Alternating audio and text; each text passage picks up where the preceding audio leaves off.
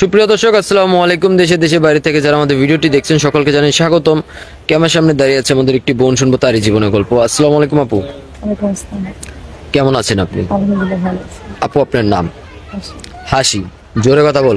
হাসি। হাসি। দেশে বাড়ি কোথায়? মামিসি মুক্তাগাছা ধাম। ময়মনসিংহ। মুক্তাগাছাতে, ময়মনসিংহে।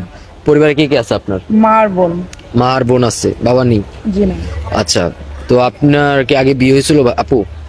হ্যাঁ, বিয়ে হয়েছিল, কোনো বাচ্চা কাচ্চা নেই। সংসারটা টিকলো না কেন? হাজবেন্ড নেশা করতে যেতেন। হাজবেন্ড নেশা করতো, মারধর করতো? জি। আচ্ছা, তো এখন তো ডিভোর্স হয়ে গেছে তাই না? জি। তো এখন একটা পাত্র চাচ্ছেন, জি। তো কিরকম বয়সে পাত্রকে বিয়ে করতে চাচ্ছেন?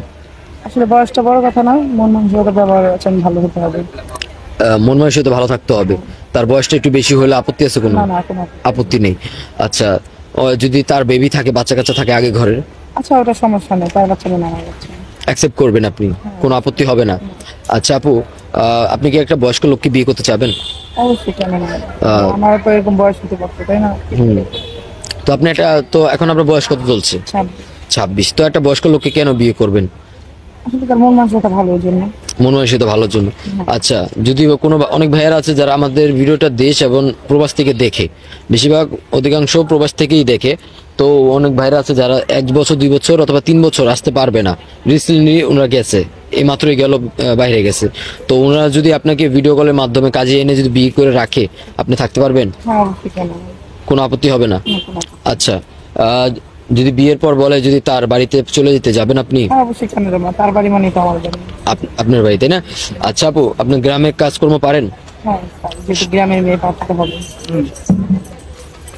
আর সব কাজকর্ম পারেন আপনি? ধান কাটা, শুকানো, আবিজাবি, হ্যাঁ, গরু, পারি। গোবর হাতাতে পারবেন? সেটা কেন পারবো না? আচ্ছা, তো আপু আপনার সাথে যোগাযোগ করবে কিভাবে? আপনাদের হবে।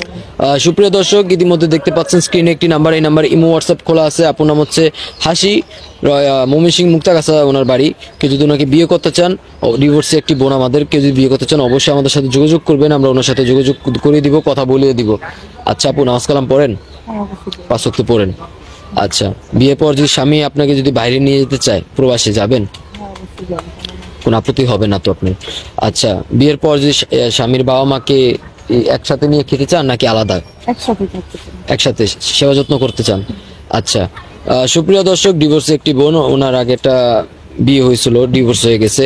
এখন সমাজে অনেকজন ওনাকে কেউ দায়িত্ব নিতে চাচ্ছে না, কারণ যেহেতু ডিভোর্স হয়ে গেছে, সবাই তো শুধু ছেলে সাপোর্টই দেখছে, ওনার ব্যাক স্টোরি কেউ দেখছে না।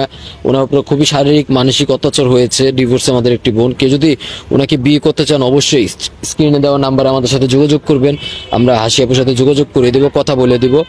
উনি বিয়ের জন্য আসছে, মূলত একটা পাত্র চাচ্ছে বিয়ে করার জন্য, আর অন্য কোনো কিছু না। প্রেম প্রীতি এখানে নাই, কেউ ওনার সাথে রিলেশন করার মনোবাসিতা রাখবে না। উনি খুবই গরিব ঘরের মেয়ে, কেউ 1 টাকাও যৌতুক দিতে পারবে না। কেউ যদি ওনার সাথে যোগাযোগ করতে চান অবশ্যই আমাদের স্ক্রিনে দেওয়া নাম্বার আমাদের সাথে যোগাযোগ করবেন, আমরা ওনার সাথে যোগাযোগ করে দিব। আপু ভালো থাকবেন, আসসালামু আলাইকুম।